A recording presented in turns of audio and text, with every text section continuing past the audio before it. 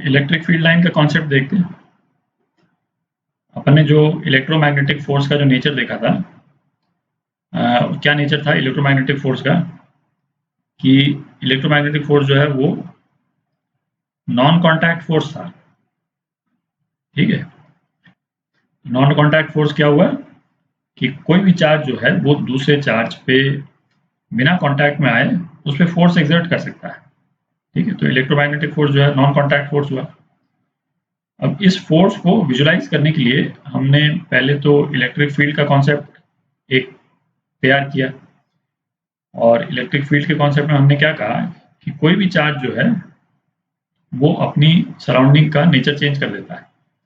ठीक है, वो अपने सराउंडिंग में एक इलेक्ट्रिक फील्ड प्रोड्यूस कर देता है, ताकि यदि कोई भी दूसरा चार्ज, सपोज जैसे यहाँ पे चार्ज बना रखा है ना, उसने फील्ड प्रोड्यूस कर दिया इस पूरे एरिया में, कोई भी दूसरा चार्ज इस एरिया में एंटर करेगा, है ना, यहाँ इस तरह से यदि एंटर करता है तो इस फील्ड के कारण इस चार्ज की प्रेजेंस इसको मालूम चल जाएगी। ठीक है, और प्रेजेंस कैसे मालूम चल जाएगी? इलेक्ट्रिक फील्ड के थ्रू। ठीक है, अब इलेक्ट्रिक फील्ड को और अच्छे तरह से विजुलाइज करने के लिए हमने इलेक्ट्रिक फील्ड लाइंस का कॉन्सेप्ट जो है ना, वो बनाया। कॉन्सेप्चुअल है, एक्चुअल में तो नहीं होती हैं फील्ड लाइंस, कंसेप्चुअल है और बहुत यूजफुल कॉन्सेप्ट है। और अपन जब आगे एक तो डायइलेक्ट्रिक्स पढ़ेंगे और इवन गॉस लॉ पढ़ेंगे और इंड्यूस चार्जेस पढ़ेंगे, उसमें इलेक्ट्रिक फील्ड लाइंस का जो कॉन्सेप्ट है वो काफ़ी अच्छे से यूज होगा। तो है ना, इसको देखते हैं किस तरह से ऑपरेट करता है। तो इलेक्ट्रिक फील्ड लाइंस को ड्रॉ करने के लिए कुछ प्रिंसिपल्स हैं।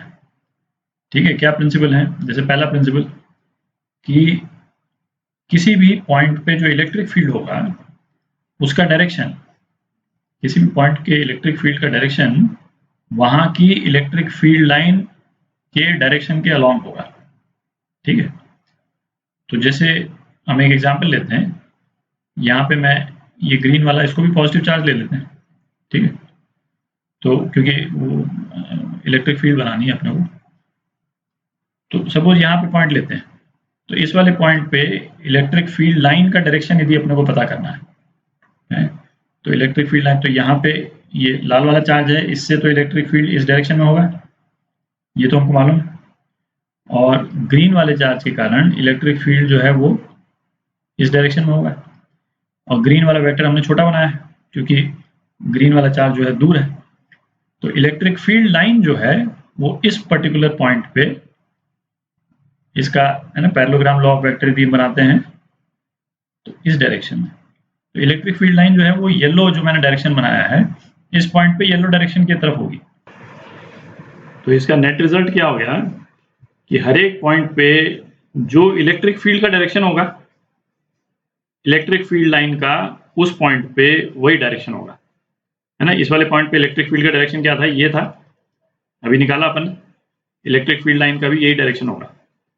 तो अब क्या है, जैसे कोई चार्ज डिस्ट्रीब्यूशन है, तो यदि उस चार्ज डिस्ट्रीब्यूशन के लिए अपने को इलेक्ट्रिक फील्ड लाइन ड्रॉ करना है पूरे स्पेस में, ठीक है, तो अलग अलग पॉइंट्स पे जो इलेक्ट्रिक फील्ड अपन निकालें और उस इलेक्ट्रिक फील्ड का जो टेंजेंट होगा उस वाले पॉइंट पे इलेक्ट्रिक फील्ड लाइन का वही डायरेक्शन होगा।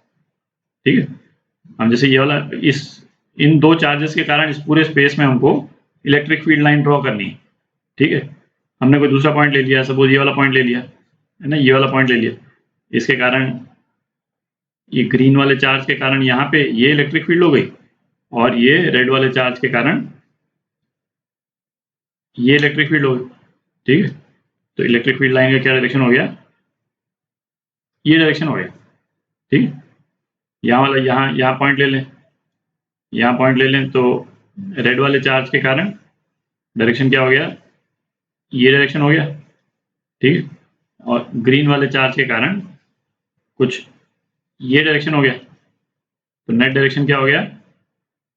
इलेक्ट्रिक फील्ड का ये डायरेक्शन हो गया, इलेक्ट्रिक फील्ड लाइन का भी ये डायरेक्शन हो गया। ठीक, और इलेक्ट्रिक फील्ड लाइन को अपन ड्रॉ कैसे करते हैं? जैसे इस तरह के चार्ज डिस्ट्रीब्यूशन का इलेक्ट्रिक फील्ड लाइन यदि अपन स्पेस में बनाएं, है ना, तो कुछ इस टाइप का नजर आएगा। अपन सब्सिक्वेंट वीडियोस में इसको डिटेल में देखेंगे, है ना। एक बिल्कुल जनरल टाइप का बना रहा हूं मैं। इलेक्ट्रिक फील्ड लाइन कुछ इस टाइप से डिस्ट्रीब्यूट हो जाएंगी। ठीक है, ये दिख रहा है, इस पर टेंजेंट आ गया, ये यहाँ पे इस तरह से आ गया, और ये इस तरह से कुछ ड्रॉ हो जाती है ना। बहुत रफ में बनाया, अभी अपन सब्सिक्वेंट वीडियोस में इसको अच्छे से देखेंगे। ठीक है, अब सेकंड पॉइंट देखते हैं। दूसरा पॉइंट क्या बोलता है कि इलेक्ट्रिक फील्ड लाइन जो है वो पॉजिटिव चार्ज से ओरिजिनेट करती, they originate from positive charge, और नेगेटिव चार्ज में टर्मिनेट करती। ठीक है, पॉजिटिव से ओरिजिनेट होना और नेगेटिव में टर्मिनेट होना है ना, मस्ट है। तो ये यहाँ पे जैसे हमने एक पॉजिटिव चार्ज एक नेगेटिव चार्ज बनाया, अच्छा ये हमने आइसोलेटेड चार्जेस बनाए हैं, मतलब इन द सेंस कि नेगेटिव चार्ज इस पॉजिटिव चार्ज से बहुत दूर है। यदि ये पास पास होते हैं तो ये लाइनें जो हैं वो इनका डायरेक्शन चेंज हो जाता है ऑब्वियसली, है ना, फर्स्ट वाली प्रिंसिपल के अकॉर्डिंग, है ना। इलेक्ट्रिक फील्ड लाइन जो है वो इस डायरेक्शन में नहीं रहती। बट सपोज ये positive charge isolated positive charge है, तो इलेक्ट्रिक फील्ड लाइन जो है वो इसमें से इमर्ज करेगी, जैसे हमने दिखा रखा है ना, इमर्ज कर रही, और नेगेटिव चार्ज में इलेक्ट्रिक फील्ड लाइन जो है वो टर्मिनेट करती है। तो यदि ये नेगेटिव चार्ज जो है हम इस पॉजिटिव चार्ज के पास में ले आए, तो इसमें से जो इलेक्ट्रिक फील्ड लाइन निकल रही है वो जा करके और ये नेगेटिव चार्ज में टर्मिनेट करेंगे। ठीक है, आगे देखेंगे अभी अपन डायग्राम, दोनों को प्रॉक्सिमिटी में ला करके, और फिर देखेंगे कि इलेक्ट्रिक फील्ड किस तरह से बनती है, इलेक्ट्रिक फील्ड लाइंस। ठीक है, तीसरा पॉइंट क्या हुआ है? तीसरा पॉइंट है कि नंबर ऑफ लाइंस लीविंग और terminating at charge is proportional to the magnitude of charge. अब जैसे सपोज आपको अच्छा, इन दोनों चार्जेस को हम हटा देते हैं एक बार। अच्छा, सपोज आपको जैसे कोई डायग्राम शो किया हुआ है, जैसे कोई एक पॉजिटिव चार्ज है और उसमें से 4 लाइन से मर्ज कर रही, ठीक है सपोज, और सेम डायग्राम में एक और कोई दूसरा चार्ज है, ये नहीं बता रखा है कि ये चार्ज पॉजिटिव है नेगेटिव है और क्या उसका मैग्नीट्यूड है, और इसमें सपोज 8 लाइन जो है वो इसमें टर्मिनेट कर रही है, 3 4 5 6 7 8, ठीक है। तो ये हम इन्फर इससे कर सकते हैं कि पहला तो ये पॉजिटिव चार्ज है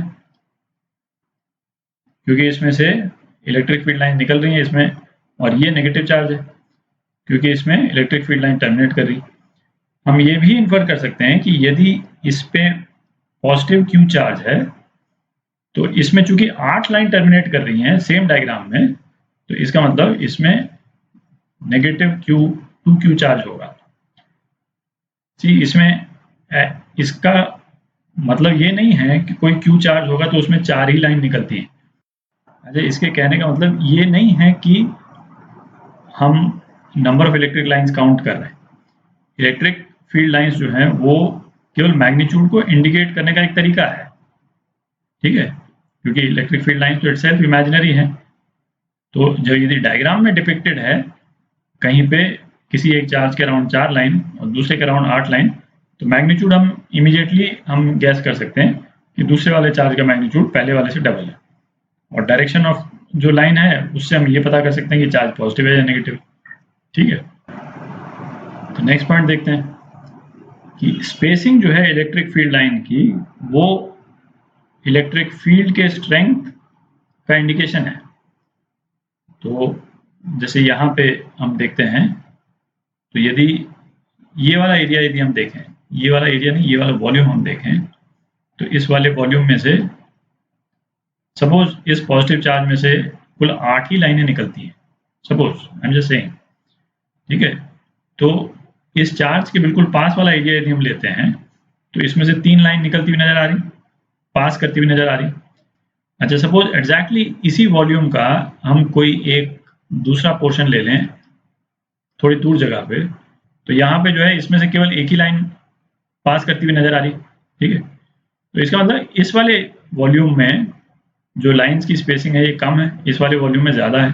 तो जहाँ लाइंस की स्पेसिंग पास पास है, इसका मतलब वहाँ पे इलेक्ट्रिक फील्ड का स्ट्रेंथ ज़्यादा है ना। ये तो सिंपल चार्जेस का हमने बना दिया। यदि कोई भी है ना कॉम्प्लिकेटेड टाइप का डायग्राम यदि कहीं पे दिखता है हमको, जहाँ पे जो इलेक्ट्रिक फील्ड लाइन की जो डेंसिटी है वो वेरी कर रही है, ठीक है, यदि इसी टाइप का यदि कुछ बनाया हुआ है और उसके बाद में है ना 4-5 तरह के चार्जेस हैं या जो भी है, तो ये वाला पोर्शन जो है जहाँ पे डेंसिटी ज़्यादा है फील्ड लाइंस की, वहाँ पे इलेक्ट्रिक फील्ड ज़्यादा होगा, और जहाँ डेंसिटी कम है वहाँ इलेक्ट्रिक फील्ड कम होगा। तो एक तो ये अच्छा, और इसका एक कोरोलरी है ना, इसका एक इंटरप्रिटेशन ये भी है, यदि कहीं पे इलेक्ट्रिक फील्ड लाइंस पैरेलल है,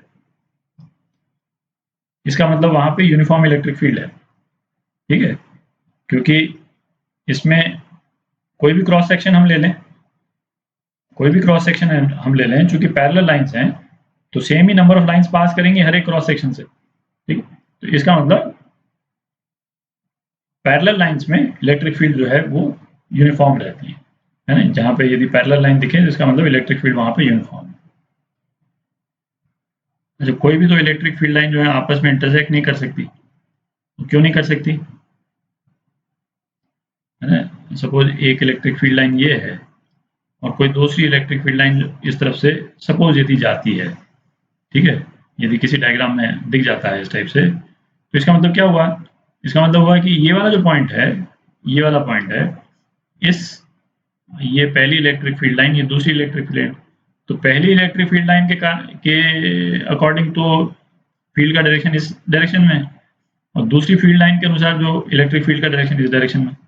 तो सेम पॉइंट पे इलेक्ट्रिक फील्ड का दो अलग अलग डायरेक्शन तो हो नहीं सकते, ठीक है, क्योंकि हमारा जो पहला वाला पॉइंट है वो क्या बोलता है कि इलेक्ट्रिक फील्ड का डायरेक्शन इलेक्ट्रिक फील्ड लाइन के टेंजेंट के अनुसार होगा, ठीक है। तो इसमें तो दो टेंजेंट हो गए, तो पॉसिबल है नहीं, तो इसीलिए कोई भी दो इलेक्ट्रिक फील्ड लाइन इंटरसेक्ट नहीं कर सकती, ठीक है। फिर अगला पॉइंट क्या है, इलेक्ट्रिक फील्ड लाइन जो है कंडक्टर के थ्रू पास नहीं होती। नॉन कंडक्टर है, इंसुलेटर है, उसकी सपोज ये इंसुलेटर है और यहाँ से इलेक्ट्रिक फील्ड लाइन आ रही, ठीक है, तो इसके थ्रू पास कर जाएगी, इसके थ्रू पास कर जाएगी। बट यदि ये कंडक्टर है और यहाँ से इलेक्ट्रिक फील्ड लाइन आ रही है, तो इलेक्ट्रिक फील्ड जो है इसमें से पास नहीं कर सकती, और पास नहीं करे उसके लिए कंडक्टर क्या करता है कि यहाँ पे जैसे है ना, ये जिस तरह से इलेक्ट्रिक फील्ड लाइन आ रही है, इसको टर्मिनेट करना है किसी नेगेटिव चार्ज पे, तो टर्मिनेट करने के लिए यहाँ पे नेगेटिव चार्ज इंड्यूस कर देता है, रिडिस्ट्रीब्यूशन हो जाता है कंडक्टर के अंदर। तो चूंकि अपन ने देखा है चार्जेस मूव कर सकते हैं अंदर, तो चार्जेस जो है रिडिस्ट्रीब्यूट करके और नेगेटिव चार्ज इस तरह से बना देता है सरफेस पे कि जितनी फील्ड लाइंस आ रही हों वो सारी की सारी टर्मिनेट कर जाती हैं सरफेस के नेगेटिव चार्ज पे, ठीक है। तो वो अंदर घुसने नहीं देगा, मतलब ये मैंने पतला बना दिया, सपोज ये बॉडी है कंडक्टर की, तो ये जो पोर्शन है इसका कंडक्टर का, इसमें कोई फील्ड लाइन नहीं है ना। ये सरफेस पे entirely on the surface negative charges जो है कंसंट्रेट करके और सारी फील्ड लाइंस को टर्मिनेट करा देते हैं। ये कॉन्सेप्ट हम मतलब काफ़ी ज़्यादा मतलब देखेंगे इसको, गॉस लॉ में भी देखेंगे और डाइलेक्ट्रिक्स और कैपेसिटर्स वगैरह करेंगे, तब भी ये कॉन्सेप्ट काफ़ी डिटेल में अपन देखेंगे इसको, ठीक है। अपन एक्चुअली कैलकुलेट करेंगे कि ये चार्जेस वगैरह कितने इंड्यूस होते हैं, और डिटेल में देखेंगे इस कॉन्सेप्ट को। तो ये बेसिक प्रिंसिपल्स हैं इलेक्ट्रिक फील्ड लाइंस के। अब कुछ चार्ज डिस्ट्रीब्यूशंस के इलेक्ट्रिक फील्ड लाइन देखेंगे नेक्स्ट वीडियो में, ताकि और अच्छे से आइडिया लग जाए कि किस तरह से बनाते हैं इलेक्ट्रिक फील्ड लाइन।